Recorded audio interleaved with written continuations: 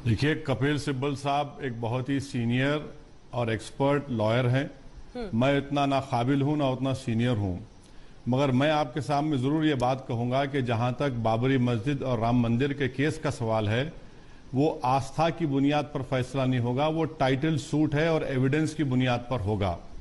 और जहां तक मैंने सोशल मीडिया पर पढ़ा कि कपिल सिब्बल ने कहा कि उन्होंने क्वेश्चन उठाया कॉन्स्टिट्यूशनल मोरालिटी का।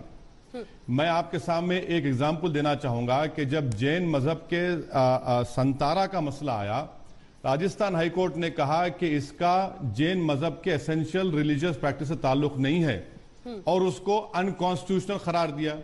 जब मसला सुप्रीम कोर्ट में आया तो सुप्रीम कोर्ट ने 60 सेकंड में उस वक्त के चीफ जस्टिस HL दत्तू ने कहा कि हम राजस्थान हाईकोर्ट के फैसले को स्टे दे देते हैं।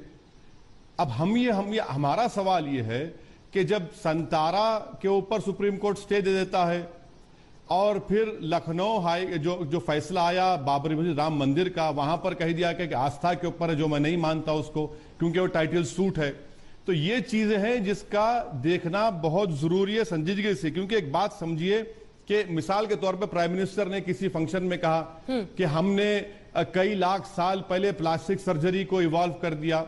ये प्राइम मिनिस्टर का फेथ है कि उसको क्वेश्चन कर सकते क्या। किसी ने कह दिया कि हिंदुस्तान में 10 लाख साल पहले स्पेसशिप बन गई थी, आप क्वेश्चन नहीं कर सकते, उनका फेथ है, बिलीफ है।